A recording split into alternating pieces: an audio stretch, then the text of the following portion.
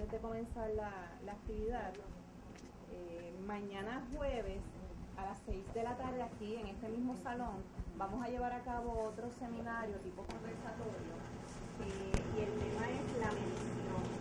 ¿Qué se está haciendo hoy día en Puerto Rico y qué se espera en los próximos años? Va a ser un tipo conversatorio, vamos a estar tocando el tema de la medición. Ella lo que ella está hablando no se está oyendo, no tiene micrófono ella. Así que es importante que se puedan comunicar a la oficina de la asociación porque nos van a comunicar. Cuando empieza a hablar la otra muchacha, mira, Separar y reservar. estos dos switches los baja los dos, que no se te olviden, porque si no, no graba. A las 6 de la tarde. Queremos también acordarle a los que todavía no se han inscrito que la convención de la Asociación de la Ciencia se llevará a cabo el próximo 5 y 6 de octubre. Ese es el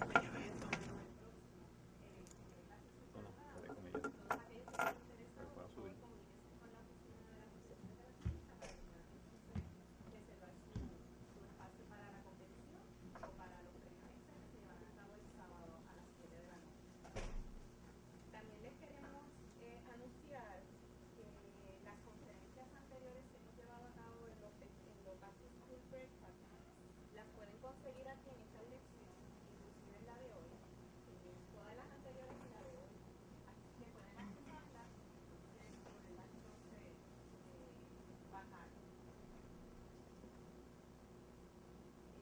Queremos agradecer la presencia de la presidenta de la Asociación de Relacionistas, Vanessa Lira, que se encuentra con nosotros aquí hoy, con la doctora Wanda del Toro de la Universidad del Sagrado Corazón, que gracias a ella hemos estado llevando a cabo todo esto y al profesor Eduardo Lamadrid, que también se encuentra con nosotros esta mañana de hoy. También se encuentra la directora del Comité de Educación, la señora Eva Claver, que se encuentra aquí también con nosotros, así que muchas gracias a todos por estar aquí. Les voy a hablar un poquito sobre la licenciada García.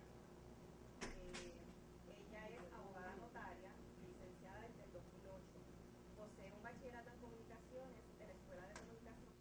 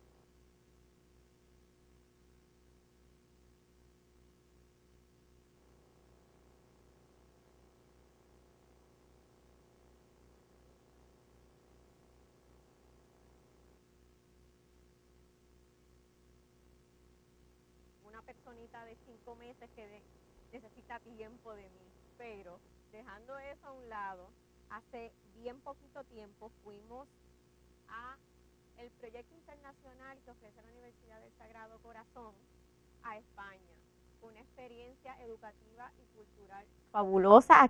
Hola Jessica, aquellos que tengan la oportunidad de participar o que sepan de alguien que le falta esto para terminar. Cuando llegó esa carta de Sagrado a mi casa, yo dije, ay, qué bueno, porque por fin voy a terminar eso que uno a veces deja sobre el tapete y no termina.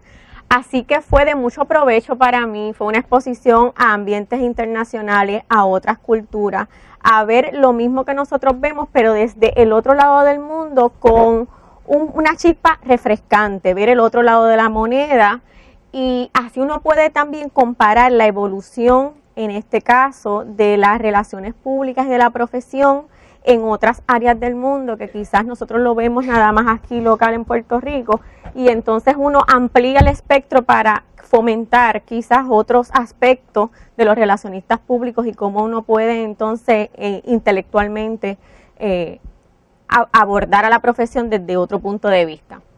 Así que solamente como una nota de que eso es lo que me trae hasta aquí con el tema de los aspectos legales en las redes sociales.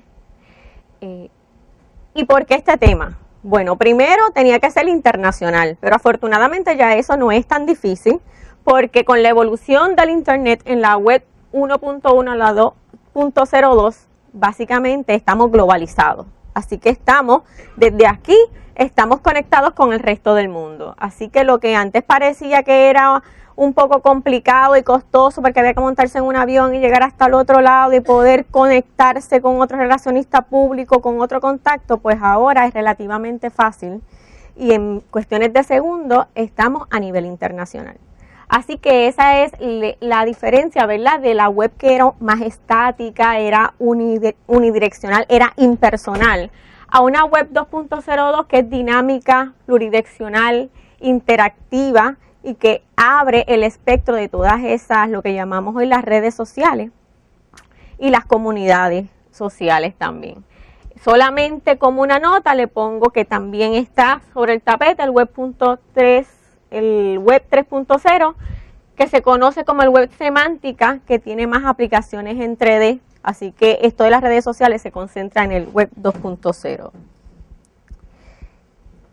¿Y qué nos dicen los expertos, verdad, sobre el tema de la web? Pues mire, que hay que tener cuidado con los excesos. No nos podemos sentar con un cliente y hacer tantas y tantas cosas que entonces nos excedemos en la información que proveemos y entonces atacamos al cliente, a las personas por todas las áreas, y eso no es beneficioso para el cliente. Hay que ser comedido para todo. Hay que crear una entidad. Ese cliente, si no la tiene, no nos podemos tirar a ciegas a las redes sociales y al Internet y a la globalización. Tenemos que tener una identidad para ese cliente. El tiempo de actividad, aunque parece que es gratis y que esto es bien fácil, pues mire, no es barato ni fácil de conseguir, porque los esfuerzos que se colocan ahí, tenemos que estar seguros que nos van a dar provecho.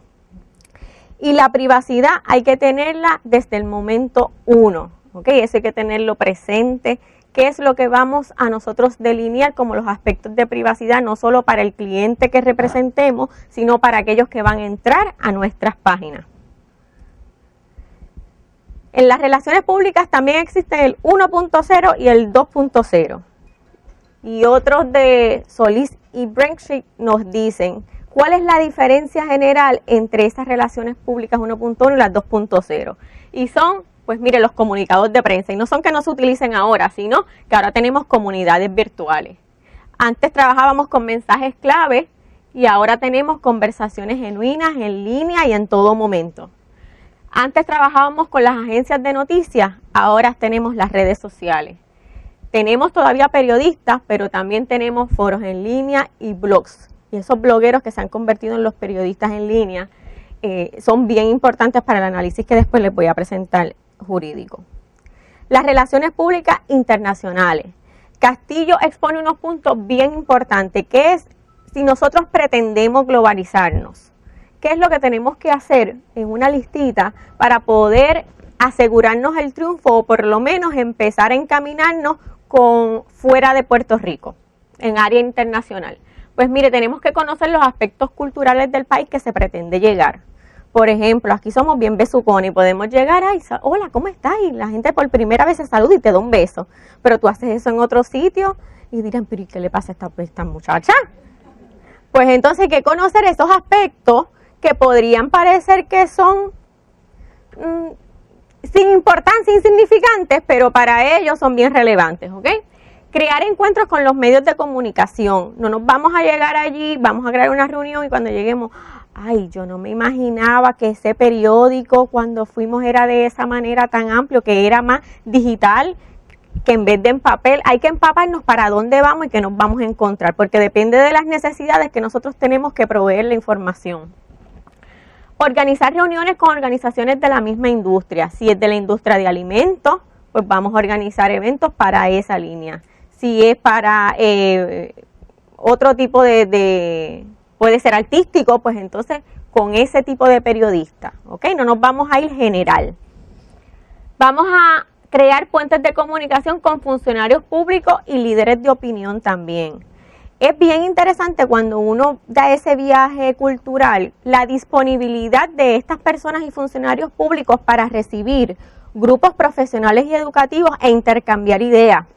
Y uno se puede sorprender de la cantidad de imaginación que tienen. Vimos en uno de los sitios que fuimos unos vasos, ellos habían presentado una campaña y eran como unos vasos en cristal gigantesco que ponen en una plaza y la gente dentro de ellos, y eran que estaban ahí como atrapados, y era una campaña en contra de las drogas. Una cosa bien original. Así que ahí entonces uno puede delimitar, ¿verdad?, cuáles son mis expectativas y cuáles son las de ellos y ver cómo podemos intercambiar esas ideas. Recopilar información económica, social y cultural. Por favor, no nos tiremos a ciegas. Es importante saber para dónde vamos, cuántas personas viven allí, cuáles son las cosas que están en desarrollo, porque podría ser la agricultura, podría ser la manufactura, ver cómo nosotros encaminamos a nuestro cliente. Debemos poseer contactos con las empresas de relaciones públicas externas. Mire, quizás a veces hay, como dicen, dar del ala para comer de la pechuga. ¿Por qué? Porque a veces queremos hacerlo todo y es importante nosotros tener y compartir un tipo de información, y quizás es necesario contactar a otras personas de relaciones públicas allá y poder entonces que ellos manejen quizás el asunto de prensa, porque ya los conocen, los identifican y usted trabaja el contenido.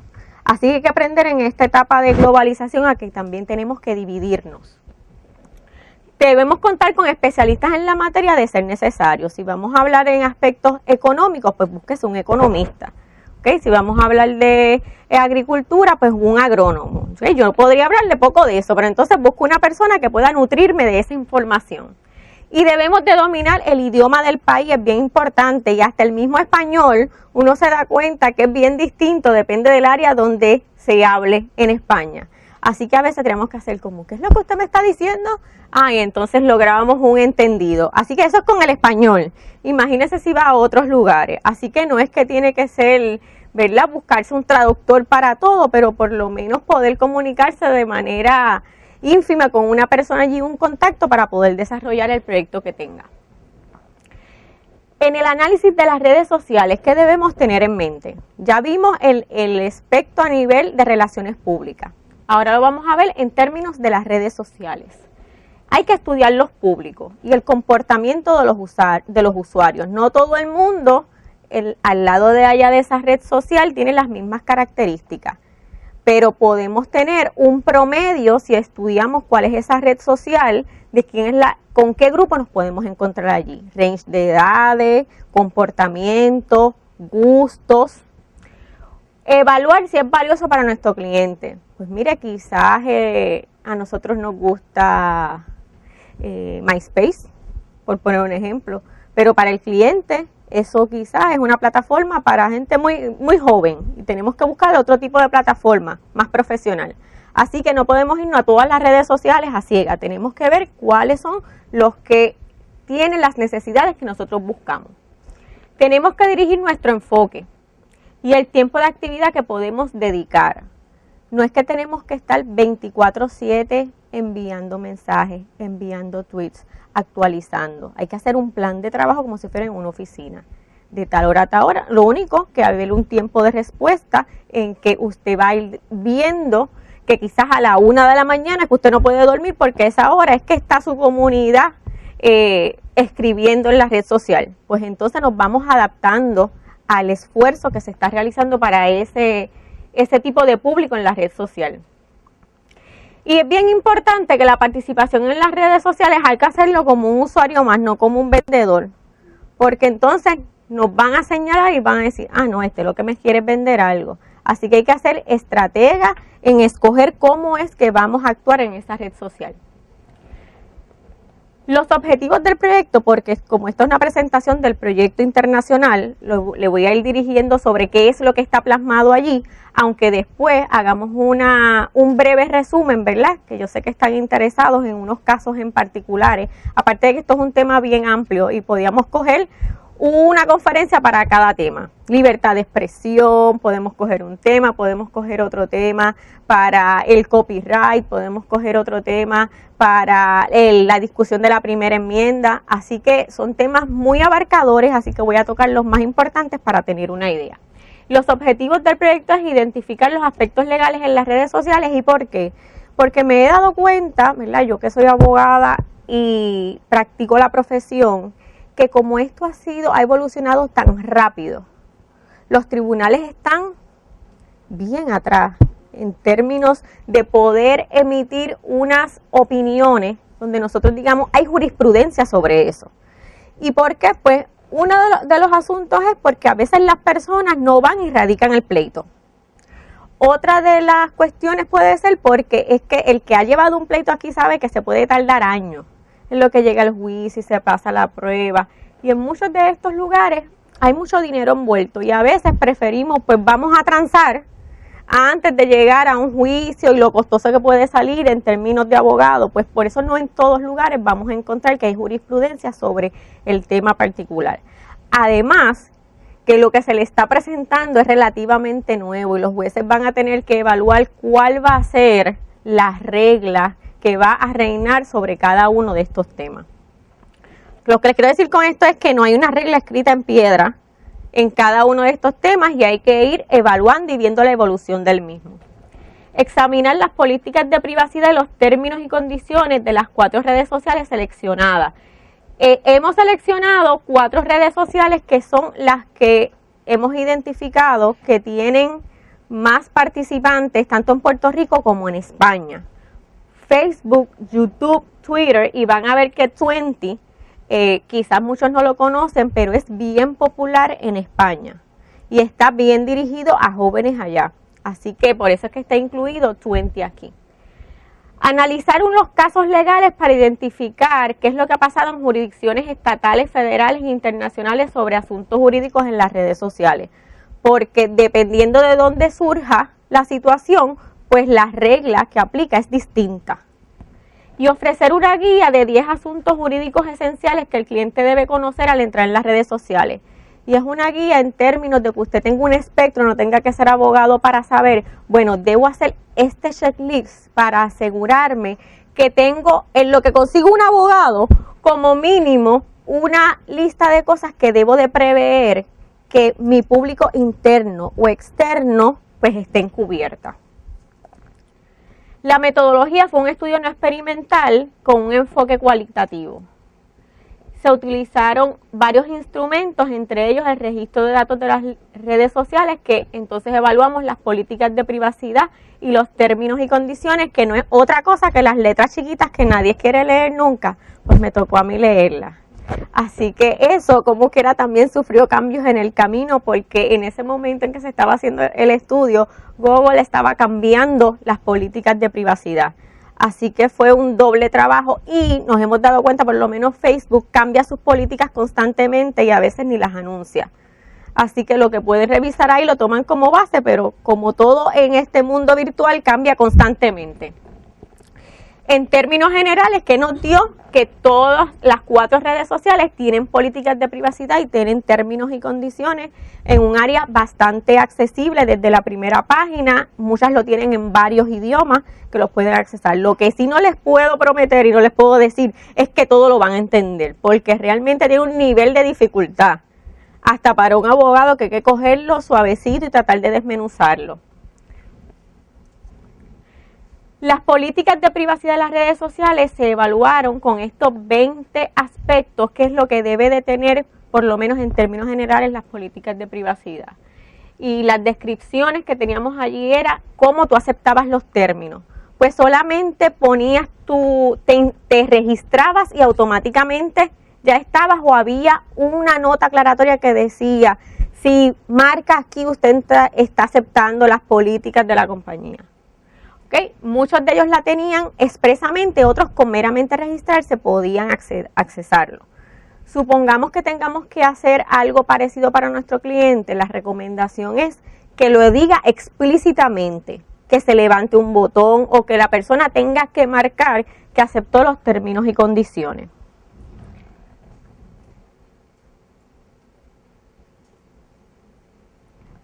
¿Qué nos pide? Pues muchas veces nos pide la información de registro va a ser pública, que usualmente es el nombre del usuario y si tiene una foto también. Aquellas personas que no se quieren identificar, pues ¿qué hacen? Pues ponen una foto de una persona que no son ellos, no necesariamente es que está suplantando, sino utiliza una figura, un perrito, en vez de la cara de Liza.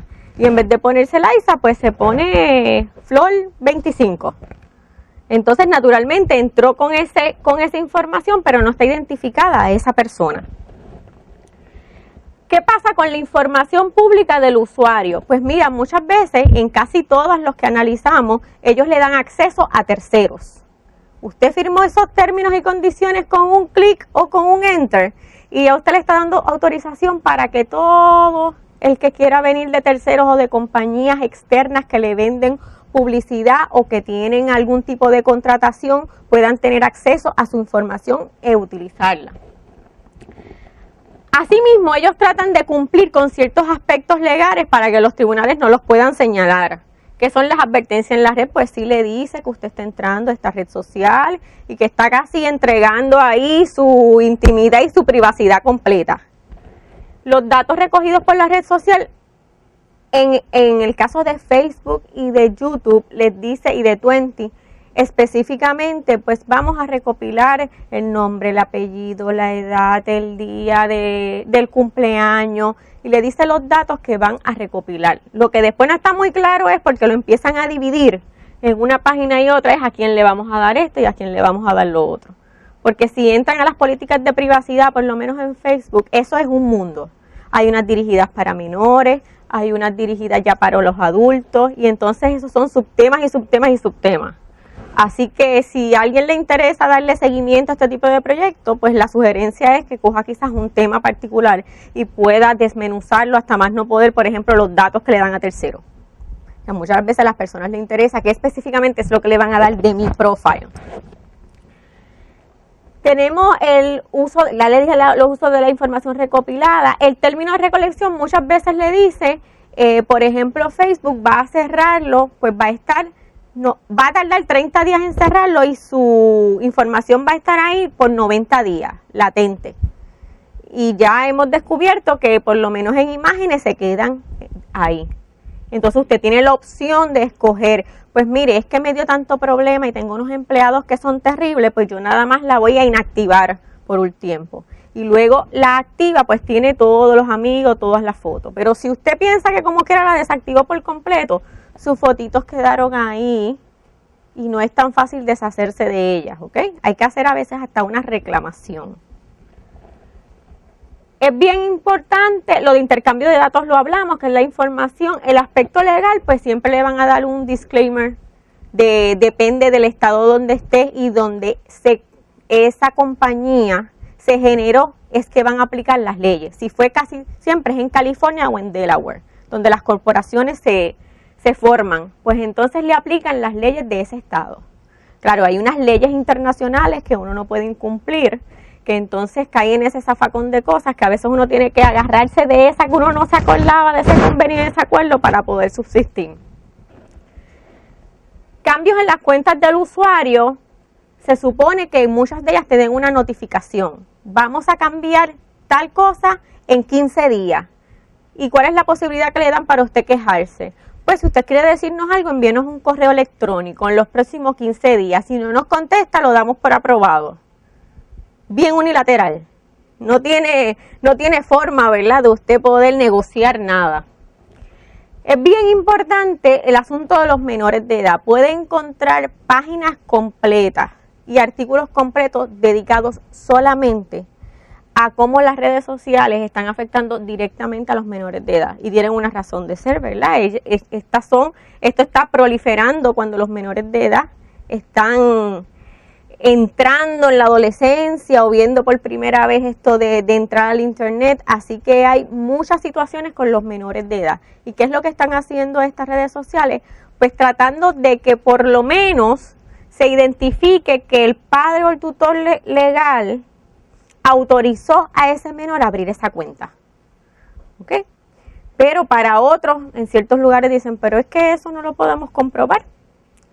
Pero un papá que le dio la autorización a un menor para entrar ahí y el menor comete alguna ilegalidad, por lo menos en España, papá es responsable de lo que hace ese menor.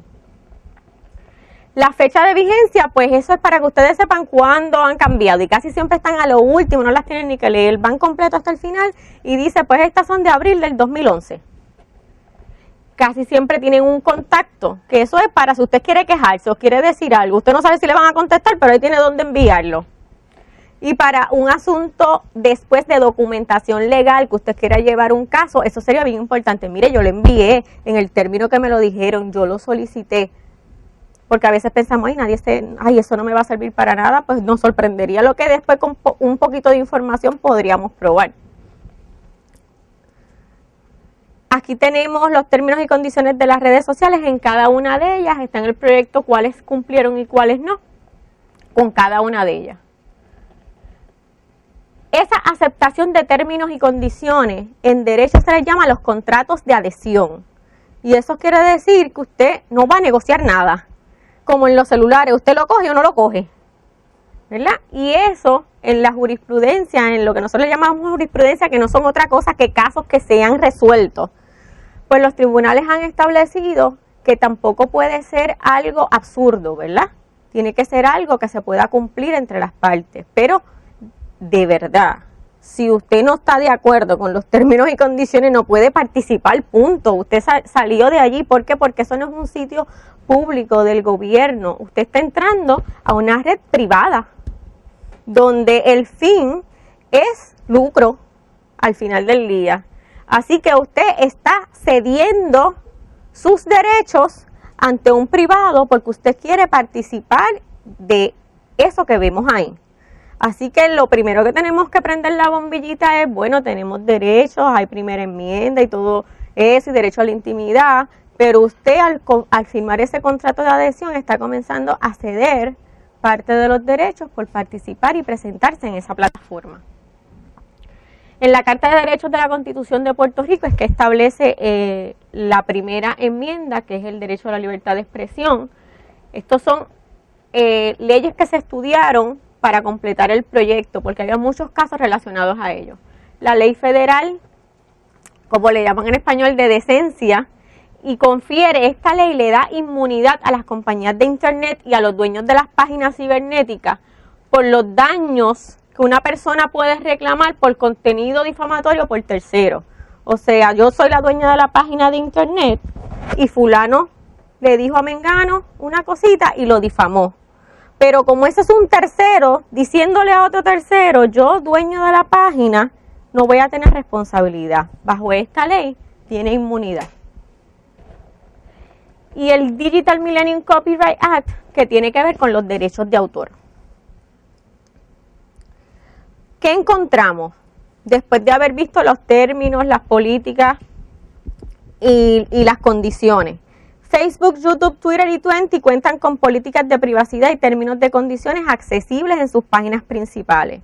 Twenty es la única red social de las 4 estudiadas que está dirigida directamente a la comunidad española y cumplió con 6 de los 15 criterios recopilados en la planilla de términos y condiciones. Para usted entrar a Twenty, alguien lo tiene que haber invitado. Entonces, como está dirigido a la comunidad española, pues se ha mantenido, ¿verdad? No es que no hayan de otros lugares, pero en su mayoría sus seguidores son la comunidad española. Facebook y YouTube cumplieron con todos los criterios establecidos en los términos y condiciones. Twitter, 14 de los 15, y Facebook posee la política de privacidad más extensa y detallada.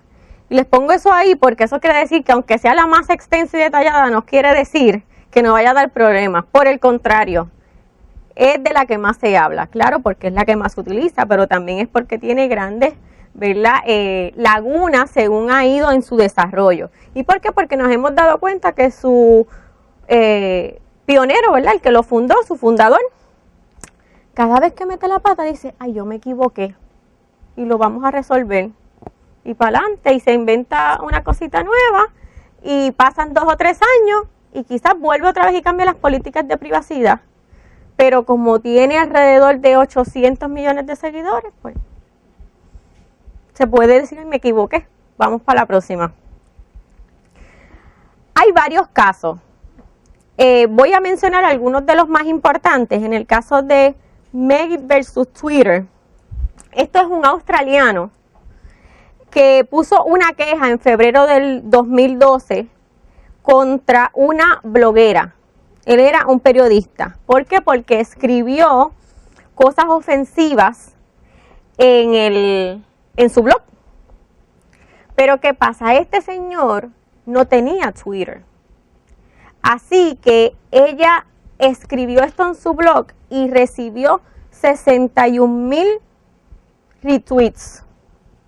Cuando ese periodista se enteró, dice, bueno, yo te voy a demandar por daños, porque yo no fui el que escribió lo que ella alegaba que se había escrito. Así que esa persona lo demanda por daño y ella acuerda con él darle una disculpa en su blog y el tribunal lo sancionaron con 15,000 euros.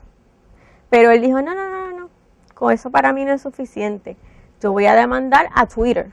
Pues claro, ¿quién quiere el pez chiquito cuando hay un tiburón grande? ¿Verdad? Esa demanda, como fue en febrero del 2012, todavía está en pie. Eso es en Australia. Pero el análisis de la demanda nos dice que con toda probabilidad él la puede ganar. Lo que pasa es que Twitter no está contestando, ¿verdad? Todavía no se ha allanado la jurisdicción del tribunal y están en ese proceso. ¿Por qué? Porque él no era un seguidor de Twitter. Él voluntariamente no se había sometido a Twitter. Así que él no tenía cómo defenderse en el mismo foro ante las mismas personas. Entonces eso lo pone en una disparidad, ¿verdad? Porque si él hubiese podido defenderse quizás ante esas mismas personas y pudo haber recibido la disculpa pública, pues entonces quizás el tribunal podrá evaluar. Pero los tribunales nos pueden sorprender. Las Palmas en España, este caso es de daños y este caso fue uno de los primeros que en España se resolvió. Y es un jovencito, creo que tenía 13 años, con una cuenta autorizada por el papá. Y esta jovencita que tenía otra cuenta y en su wall privado, ella tenía unas fotos con poca ropa. Y esta adolescente pues parece que no era muy bonita. Y entonces él envía un mensaje, o por lo menos para el gusto de él, él envió un mensaje a todos los amiguitos y a todo el mundo en la escuela para que vean a Fefi. Y escribe allí algo medio español que yo no puedo ni pronunciarlo. Para que vean a Fefi cómo se ve. Y la niña le ha causado tanto y tanto y tanto dolor de cabeza que la tuvieron que sacar de la escuela. Está en tratamiento psicológico. Y está en los tribunales porque papá, la mamá de Fefi y el papá demandaron al papá del muchacho. Y el tribunal le dijo, pues tienes que pagar una multa, papá, por tú no estar pendiente de lo que hace tu hijo en la red social, porque tú autorizaste eso. Y si no puedes controlar el comportamiento de tu hijo, pues entonces usted es responsable de lo que hace ese niño en las redes sociales. El caso de los mini feeds y los new feeds es un asunto de privacidad de Facebook. Se dio en el 2009, no llegó a los tribunales, pero ellos, sin consultarle a los seguidores, pusieron eso en sus walls y las personas no sabían que todo lo que tú estabas poniendo en el mini feed o en el news feed, automáticamente todos mis amigos lo veían. Y quizás tú pusiste algo ahí como bien close y se enteraron los 500 míos y los 2000 de la profesora. Así que cuando las personas se empezaron a dar cuenta de qué era lo que estaba pasando, comenzaron a reclamarle al fundador que los eliminara. Así que el revuelo fue tanto que él los eliminó y 3 años más tarde, sin dar ningún aviso los volvió a colocar. Y volvió una nueva ola, pero ¿qué pasa? Nadie lo llevó al tribunal. Se han quedado en quejas internas dentro del mismo Facebook. Así que eventualmente los retiró. Hay que estar pendiente cuando vuelva a... Los retiró o los aclaró. Forma de que usted sepa para dónde es que va eso. No están abiertos como estaban en un principio. El Departamento de Justicia Federal tenía un caso, este se lo coloco porque el Child Online Protection Act es la carta de derechos que protege a esos menores ante el uso y el abuso de las redes sociales en Estados Unidos. Y el Viacom, que tiene los derechos de autor en YouTube, fue un caso bien sonado. Y en ese caso querían que YouTube diera unas direcciones de sus seguidores al gobierno. Y el gobierno no accedió. O sea, YouTube no accedió y el gobierno entonces se tuvo que quedar así de manitas cruzadas porque querían toda la información para un asunto de divulgación. No están aquí, pero les voy a comentar. El caso de la demanda se llama Phone Dog y he escogido estos de Estados Unidos porque a veces en Puerto Rico, cuando hay que mirar para algún lado para decidir, no miramos a nivel internacional, ¿verdad? Miramos a nivel federal y cómo es que se ha resuelto en casos a niveles estatales y federales para resolver. En este caso de Price versus Stossel es un prominente predicador de California contra un periodista que se llama Stossel, y este periodista cogió un video de este predicador y lo editó. Y lo editó para hacer ver que él quería los bienes que le dan a la iglesia, el dinero que le dan a la iglesia, que lo utilizan para beneficio privado y no para lo que está pasando, las necesidades que tiene la iglesia. Y él fue bien astuto, porque él cogió al pastor diciendo, el pastor había dicho, en una situación hipotética, un hombre rico que tiene una casa, una mansión de 8 cuartos y tiene un carro de lujo y tiene un jet privado y tiene un yate, en una situación hipotética, ese hombre rico no es feliz. Pues él ha cogido ese pedacito de la situación hipotética y lo ha puesto como que él dijo que yo soy un hombre rico y que a mí me gusta hacer esto. Pero lo grande es que ustedes no saben que él verdaderamente era un hombre rico y tenía un Rolls Royce y tenía una mansión y tenía un yate y tenía un avión. Así que este predicador demanda al periodista y dice, usted alteró ese video. Y el tribunal de distrito, que es el primero donde uno va, desestima el recurso y protege el video y dice, es que ese periodista, que lo trata como periodista, pero es un bloguero, tiene protección bajo la primera enmienda de la Constitución y sostuvo que como realmente eso era casi cierto, lo que él estaba diciendo, porque realmente tenía los yates, tenía los botes, era millonario, pues entonces prevalecía lo que había hecho el bloguero. Así que este pastor no se quedó dado, sino que apeló al 9º circuito de Boston. Y Boston no estuvo de acuerdo. Y le dice, no, usted no tiene razón, porque usted a sabiendas cambió el significado de lo que ese señor quería decir. Y a pesar de que puede estar bien pegado de la realidad, usted cambió lo que él estaba diciendo para dañar reputaciones. ¿Okay? La difamación y el libelo le aplica a los blogueros como si fuera una analogía a los periodistas. Y eso es finalmente lo que nosotros tenemos que pensar cuando ocurren estas lagunas legales. ¿Okay? Pensar que eso está pasando offline. ¿Qué pasaría si pasa en vivo y a todo color? Porque es la analogía que probablemente uno como abogado en una estrategia fuera a decidir. Bueno, y si fuera un periodista, pues yo no le voy a dar un tratamiento distinto porque está en la web. Le voy a dar el mismo tratamiento que si estuviese offline. Así que este tribunal basó su decisión en el caso de Mason versus New Yorker, que es un caso leading, lo que llamamos, para difamación de periodistas. ¿Okay? Se alteró la información. Como se alteró la información, la publicación es falsa. Tenemos también el de, ese le dije que es Price versus Tossell, Phone Doc. Phone Doc es un ex empleado que tenía a cargo el Twitter de esta compañía desde el 2006 hasta el 2010. Y él tenía sobre 17,000 seguidores. Así que él, cuando se fue, lo despidieron. Él, calladito, cambió la dirección que tenía en la compañía, puso la de él y se quedó con los 17,000 seguidores. Y más, porque parece que era tan bueno que el bloguero que siguió aumentando.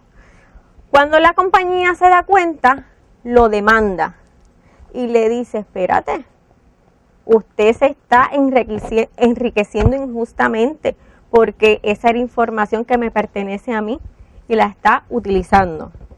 Y el bloguero le dice, bueno, yo soy dueño de ese nombre del medio porque yo era el encargado y el que publicaba desde su inicio hasta que me fui. Así que hay un planteamiento ahí en el tribunal en primera instancia de a quién le corresponde ese nombre. ¿Es al que lo usa todos los días, el que le da vida, el que realmente escribe allí? ¿O es ese patrono que le paga a ese empleado para ver para proveer la información que él les dice?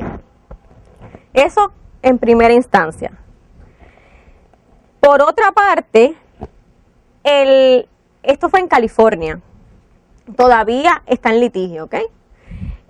El tribunal decidió, el empleado presentó una moción de desestimación, diciendo, mire, ellos no tienen argumentos para poder prevalecer. Y el tribunal dijo, espérate, no tan rápido. Vamos a darle tiempo y que esta compañía nos diga por qué nosotros no tenemos que desestimar. Díganos su parte. Usualmente pasa eso. Usted demanda, ¿verdad? Usted dice su parte y el juez dice, espérate, no tan rápido. Vamos a ver qué es lo que nos tiene que decir para nosotros no darle la razón a usted. Y en ese análisis lo que presenta la demanda es que él tiene muy buenas posibilidades, el ex empleado, que era un contratista independiente, de prevalecer porque la compañía nunca hizo con él un acuerdo de confidencialidad. Así que, ¿qué aprendimos de este caso? A pesar de que todavía no está resuelto, independientemente de lo que pase finalmente, acuerdo de confidencialidad para los empleados de sus clientes cuando manejan este y otro tipo de información, porque se le puede dar el tratamiento que es a donde ellos están planteando lo de el secreto del negocio. Eso puede ser tratado como un secreto de negocio. Pero si nadie me lo dijo y yo no lo firmé. Así que es bien importante nosotros tomar nota de poder crear, ¿verdad?, como una política interna para atender ese público interno, que nosotros podamos tener una política de privacidad, de confidencialidad para esos empleados. Y del momento en que usted piense, que usted sabe que ya no va a estar en sus funciones, mire, usted toma posesión de esa cuenta. Y ellos, muchas cosas del análisis que ellos hacen, porque es largo, pero si tú tuvieses control de esa cuenta, al otro día del irse tú cambias el password para que él no lo pueda acceder. Así que es un poco, dice, bueno, pues quizás este señor de verdad estaba bajo la presunción que él podía hacerlo. 1. 2, hay una parte de la demanda que habla de que, bueno, es que ellos me dijeron que yo podía seguir escribiendo. Entonces el tribunal ha empezado a evaluar, bueno, ¿será que tenían tan buena comunicación que a lo mejor salieron de él, pero ayudados desde afuerita por ser un contratista independiente, y cuando vieron que le había cogido todos los 17,000 seguidores, entonces, ahora lo voy a demandar? Una nota que también tengo que mencionar, ya él va como por 36,000 seguidores, y entonces los dueños que ahora tienen de Phone Doc, ellos tienen como 13, 12, 20. El tribunal dice, bueno, si ustedes representan la compañía y no han podido rescatar a aquellas personas que eran los que se nutrían de esa información, pues realmente, volviendo a la primera pregunta, quizás es él el dueño de esa cuenta porque era quien la alimentaba y le daba vida. Así que vemos que un pequeño caso legal, dependiendo de qué planteen los abogados y cómo el tribunal los vea, nos va a poder delinear otro tipo de asunto que no es estrictamente legal, que entonces toca el plano que nosotros tenemos que tomar nota como relacionista. Otro caso que recuerdo mencionándoles así, dígame. Phone dog, de teléfono y de perro. ¿Ok? Bien. Otro caso que recuerdo que era del acuerdo de confidencialidad, este empleado es contratado por la Cámara de Representantes Federal y él tiene una información que él da públicamente a un medio. Y la persona de la oficina dice, no, tú tienes un acuerdo de confidencialidad con nosotros, tienes que devolvernos esa información. Y él dice, bueno, lo que pasa es que estas 55 páginas que yo di no es el documento completo y yo lo di el día antes de que usted me firmara el acuerdo de confidencialidad. Y el acuerdo de confidencialidad decía que era desde hoy prospectivamente. Así que cuando la gente se ve perdida, se agarra hasta de un chorro de agua que esté bajando. ¿Okay? No solamente en la política, sino en los tribunales. Así que tengamos bien pendiente que esos acuerdos de confidencialidad podemos ser muy creativos, pero siempre es bueno darle una segunda miradita, porque hasta la fecha que usted le coloque ahí va a ser importante si ya ese empleado trabajaba con usted antes, o quizás en otra posición, o si se va a ir y se va a llevar usted le pone entonces, usted pensaría que le puede llevar clientes, pues son acuerdos que no son nuevos, ¿ok? Desde el 1957 me parece a mí, hay estadísticas de casos de secretos de negocios. Lo único que ahora, a la altura del 2012, es secretos de negocios a través de las redes sociales. Así que uno pensaría que le pueden dar el mismo tratamiento en un tribunal que en el 57 con el análisis del secreto de negocio. Hay un montón de casos más que todavía están sin resolver. Hay muy interesantes. Le puedo decir que se están utilizando las redes sociales como medio para la identificación de evidencia. ¿Ok? Yo tengo un caso de familia y yo sé que papá, ese fin de semana que le tocaba el nene, yo digo que él es un maltratante, y él aparece con una foto con el nene allí, 4 pistolas, y el nene en el medio retratándolo. Y él, así. ¿Ok? No, pero si yo no he salido de mi casa, yo a ese nene lo llevé al parque. Los jueces están comenzando a admitir en evidencia, ¿verdad? Hay una cadena de evidencia que los abogados nos tenemos que encargar de cumplir, que es poder cerciorarnos y decirle al juez, comprobar que salió, que esa es la persona, que lo publica, ¿verdad? Autenticarlo, lo que se llama autenticarlo. Pero una vez pasas esa fase, lo van a poder tomar en consideración y muchos lo toman en consideración. Inclusive para el New York Occupy, que cuando se treparon en el puente de New York las personas protestando, el fiscal general tiene una demanda contra varias personas para que él sabe que estas personas publicaron anónimos en su Twitter y él está tratando de recibir un subpoena, que no es otra cosa que una orden del tribunal para que muestre lo que se le está pidiendo, que en este caso uno pide un subpoena para que me digan de qué computadora salió tal información. Y con el IP address de esa computadora van a poder llegar a fulano, que con ese subpoena, ¿para qué? Para que esa prueba sea admisible en el tribunal, porque yo no puedo ir, aunque yo sepa que es tuya, ir y cogerte tu computadora, porque eso es inadmisible, yo no puedo hacerlo así porque tú tienes unos derechos, pero a través de ese recurso, yo sí puedo entonces acceder a esa información. Y entonces ellos alegan que es anónimo, usted no le puede dar ese tratamiento, libertad de expresión, y él dice, ustedes pusieron que era anónimo, pero cuando yo consiga esa computadora, yo voy a saber que eres tú el que lo hiciste, y deja de ser anónimo. ¿Ok? Y tiene que ver con el revuelo que pasó en New York durante ese periodo de tiempo. Y muchos casos más también criminales donde han podido empezar a identificar patrones criminales a través de las redes sociales. Saber si estabas allí, si no estabas allí, porque la gente tiene una compulsión por escribir dónde está y qué hace.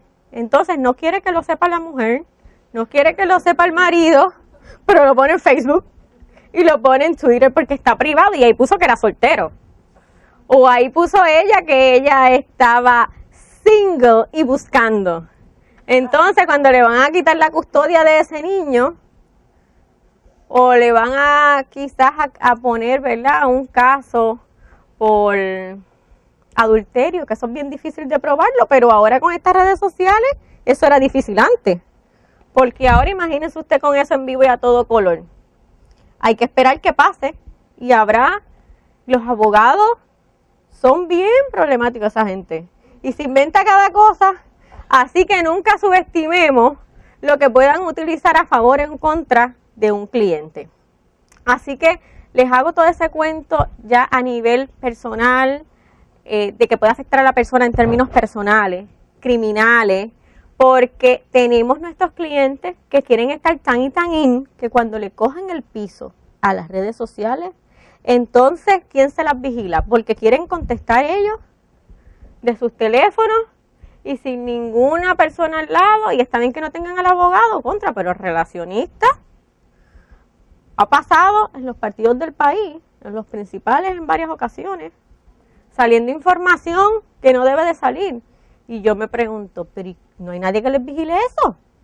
Antes de dar el CEN.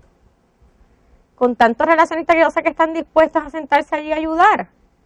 Es que lo están tomando livianamente. Como puedo poner una cosa es el tuyo personal, y ya vemos que el asunto trasciende. Si usted tiene clientes de importancia a nivel bancario, ¿verdad?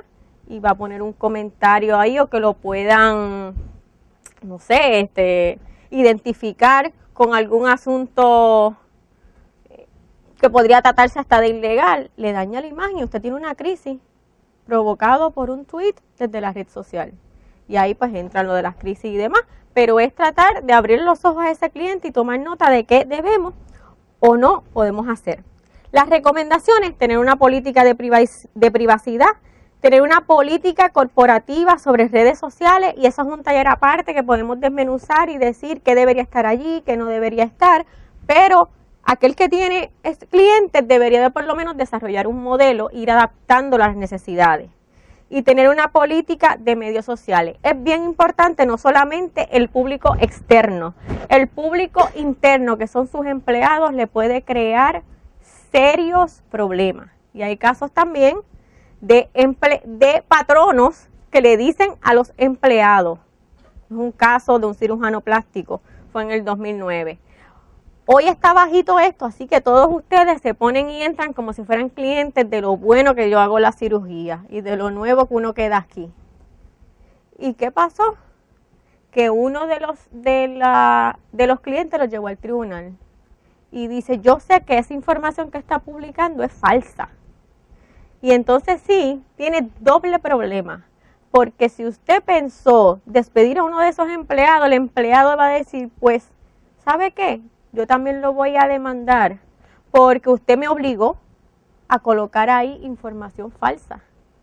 Así que hay que tener mucho cuidado con los empleados, y podría tener hasta un despido injustificado, porque el empleado podría decir: yo me negué a hacer eso y como él me mandó, me votó. Despido injustificado. Así que es bien importante que usted se siente con su cliente y le diga: bueno, ¿cómo vamos a hacer con los empleados? ¿Le vamos a dar participación? ¿No le vamos a dar participación? ¿Vamos a orientarlo que es desde aquí, que es desde la casa? Bueno, hay un sinnúmero de formas cómo hacerlo, y eso no hay una marita mágica para decir este es el mejor, porque hay que hacer cliente a cliente. Dependiendo de las necesidades del cliente, sabemos si podemos entonces ir a ese público de empleados a que nos ayuden y nos orienten, pero les puedo asegurar que con las políticas establecidas para cada uno de esos públicos, los dolores de cabeza van a ser mucho menores, porque cuando usted no ha llegado el problema, esto es como las capitulaciones matrimoniales que yo tengo, yo se las recomiendo a todo el mundo, y mi marido era tan pelado como yo, pero ¿qué pasa? Porque estás ahí todo rosado, estás en el true love, y todo es color de rosa. Pero usted tiene que pensar para cuando se estén matando si llega ese momento, que uno quiere que sea nunca. Pero lo mismo pasa con el empleado. Yo tengo que pensar en el día que las cosas no estén bien. Y no puede esperar a tomar esa decisión, por eso las capitulaciones son antes de casarse, si no después no las puede hacer. Así que lo tiene que pensar bien, pues así deben de ser estas políticas, antes de empezar, porque después no las puede cambiar. Porque con la cabeza fría y sin mayores dificultades, usted y los empleados pueden llegar hasta unos entendidos de que es lo mejor, usted lo pone a participar y lo establece y lo firman. Pero después que el asunto está formado, no hay forma, porque todo el mundo va a hablar para su lado y entonces ahí es que se ponen creativos y dicen, no, pero esa cuenta es mía, no, pero tú me lo dijiste, yo firmé eso el día después. No, pero búscate la fecha ahí, si te despistaste y te tocó uno listo, te puso 2013 y usted está firmando eso ahora. Ay, pero como le está aquí todos los días, ¿verdad? Un asunto de confiabilidad también. Los aspectos legales en el uso de las redes sociales. ¿Qué es lo que deberíamos como quiera siempre estar mirando en términos legales? La libertad de expresión, que va a ceder solamente en aquellos casos como en el caso del video. Es que le estás causando un daño a esa persona a sabiendas que lo hiciste. La propiedad intelectual, que es un tema de verdad súper árido, amplio y tiene unas particularidades que hay que cumplir con ella. Las políticas de privacidad, la libertad de expresión está allá arriba. Difamación, que es lo que le he dicho, que tiene la difamación y el libelo. La diferencia es que la difamación se da en un momento transicional y el libelo queda ahí por mayor tiempo, lo que le llaman permanente porque está escrito o está en el periódico o está en la red social y entonces queda constancia de lo que la otra persona va a alegar que es falso. Y en ese análisis va a entrar que si es figura pública, que si es figura privada, que no, dependiendo de la persona que sea, ¿verdad? Pero en términos generales tenemos que ver si surge la difamación o no, o el libelo. Y la guía de 10 asuntos jurídicos esenciales que debemos tener, ¿verdad? Como una notita en lo que llega el abogado si es que llega. Y por lo menos tengo que decirles que he visto un cambio según ha pasado el tiempo con mis clientes. Antes se sentaba, cuando yo no era abogada, la relacionista y el abogado, y siempre le hacían caso al abogado. Le dije, ay, me cansé de esto, voy a estudiar leyes, porque si le van a hacer caso siempre al otro, ¿verdad? Y después cuando salía quemado, ay, es que me puse allí a hablar, a decir que no voy a hablar, que no voy a decir nada, pues para eso no salga, ¿ok? Pero ya, eso es un punto a favor de la profesión. Las personas han ido, los clientes, abriendo su espectro y ver que las comunicaciones influyen mucho en el éxito de sus negocios y han empezado a ceder ante el abogado para escuchar al relacionista. Así que consentimiento informado en las redes sociales, la aceptación de las condiciones de la red social, el conocimiento al usuario de la red. Ahora usted está aceptando, por ejemplo, ahí, decirle claramente.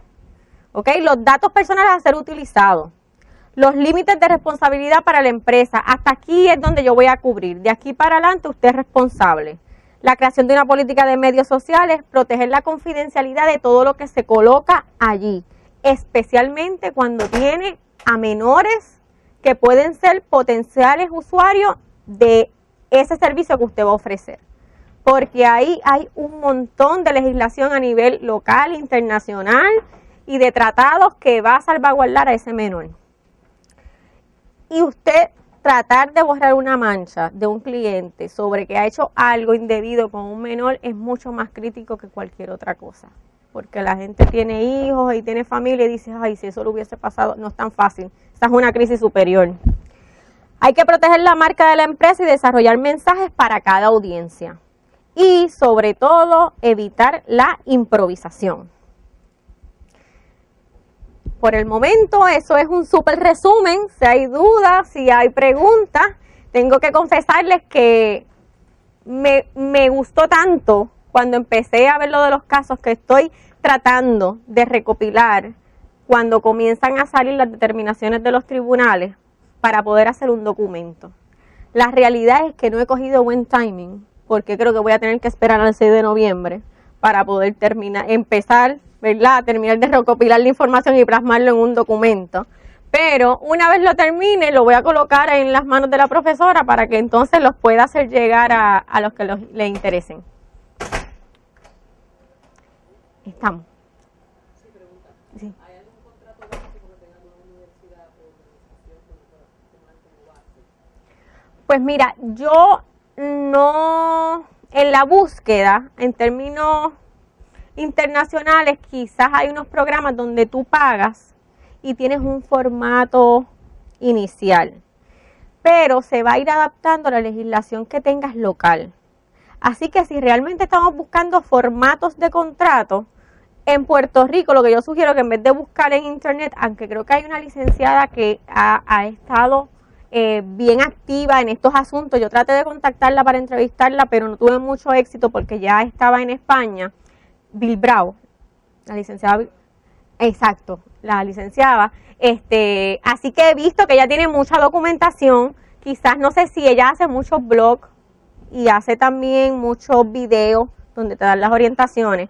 No sé si ella tendrá un específico para eso, pero si no, en las en las librerías jurídicas de que venden libros de derecho, te venden libros con formatos de contratos, de diferentes contratos. Y ahí, si uno quiere adelantar algo, es lo que recomendaría, porque son escritos por licenciados y profesores destacados en Puerto Rico, que son los que a veces hacen la reválida, que entonces te dan un modelito y uno lo va ajustando, y viene por contrato, y viene por familia, y viene por escrituras, y son formularios que se pueden dejar guiar. Al lado de la Escuela de Derecho de Starbucks, allí al lado de Kmart, allí está Biblioservices. Ese anuncio no pagado, no se lo he dicho, pero ahí es que lo consiguen. ¿Alguna otra pregunta? Pues un placer haber estado con ustedes. Espero que de lo complicado hayan por lo menos entendido algo, poder desmenuzarle algo de los aspectos legales que tanto dolor de cabeza dan, no solamente en las redes sociales, en su diario vivir. Pero mi consejo es que nos sentemos y planifiquemos dentro de ese plan, ver las crisis, adelantarnos a las crisis en términos legales, y es hacer planes para los internos y los externos, así no se va a llevar sorpresa ni de adentro ni de afuera.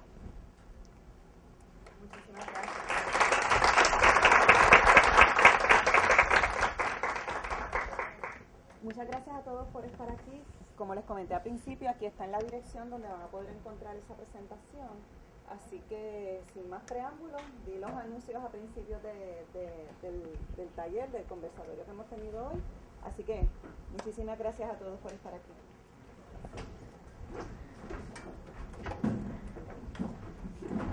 Muchas gracias por invitarme. Muchas gracias por invitarme, encantada.